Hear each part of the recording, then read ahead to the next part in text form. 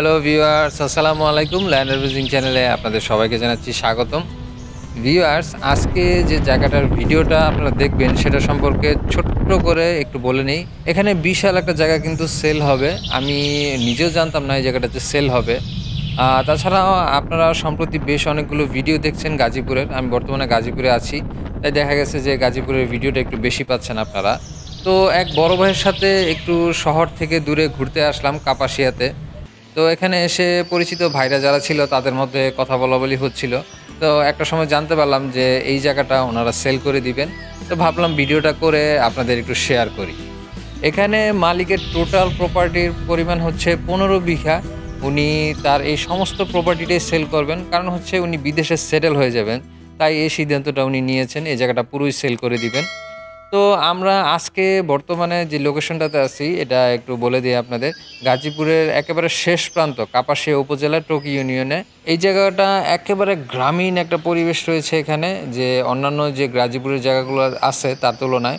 কারণ এখানে প্রচুর, এই যে দুই পাশে দেখুন ধান ক্ষেত রয়েছে, আবার আশেপাশে দূরে কিছু বাড়িঘর রয়েছে এবং বাগানও আছে এবং কাঁচা রাস্তা।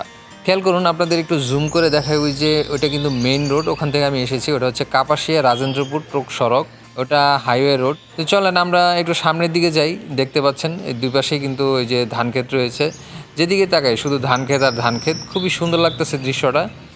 এখানে যে শুধু ধান ক্ষেত তাই না, এই যে 15 বিঘার মধ্যে কিন্তু উঁচু জায়গা আছে, যেখানে আবার ফলের বাগান আছে, কাঠ বাগানও আছে। আমি ওগুলো আপনাদের একটু দেখাবো। এই যে ইট সোলিং করা রাস্তাটা দেখতে পাচ্ছেন, মেইন রোড থেকে কিন্তু এই রোডটা দিয়েই এই 15 বিঘা জমির রাস্তা, এখানে আসতে পারবেন আপনারা। চলুন আপনাদের একটু উঁচু যে জায়গাটা আছে, যেখানে বাগান আছে, ওখানে নিয়ে যাই। দেখতে পাচ্ছেন আমি বাগানে আছি বর্তমানে। এই জায়গাটা কিন্তু আরও উঁচু। ওই জমিটা ছিল একটু নিচু, ধান ক্ষেতের জমিটা, আর এটা হচ্ছে গিয়া বাগানের অংশটাতে। আপনারা দেখতে পাচ্ছেন সামনে কিন্তু প্রচুর গাছপালা আছে, খুব ঘন গাছপালা, কাঠবাগান আছে, কিছু ফলের গাছও আছে ওনারা বলতেছেন। আমি এখন যে জায়গাটাতে আছি এটা কিন্তু একটা সরকারি খাল। এই যে জায়গার পাশেই কিন্তু সরকারি খাল, বেশ চওড়া একটা খাল। আর এখানে আপনারা বলতে পারেন যে সীমানাটা কোত্থেকে কোন পর্যন্ত হতে পারে।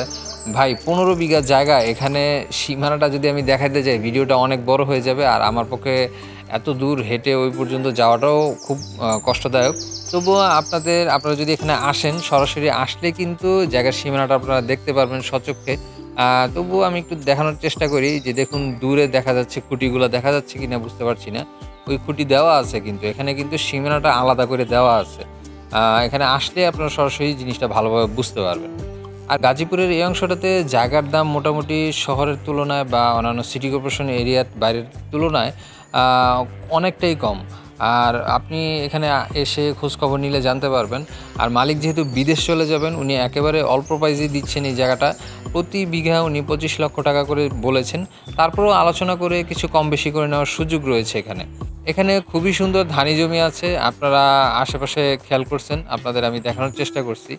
আপনি যদি এখানে একটা গ্রিন ইন্ডাস্ট্রি করতে চান, করতে পারেন। হাইওয়ে রোডটা খুব কাছাকাছি আছে। তাছাড়াও কিন্তু রিসোর্ট বা অ্যাগ্রো প্রজেক্টের কথা ভেবে জায়গা নিতে চান, তাহলে কিন্তু আপনারা এই জায়গাটা দেখতে পারেন।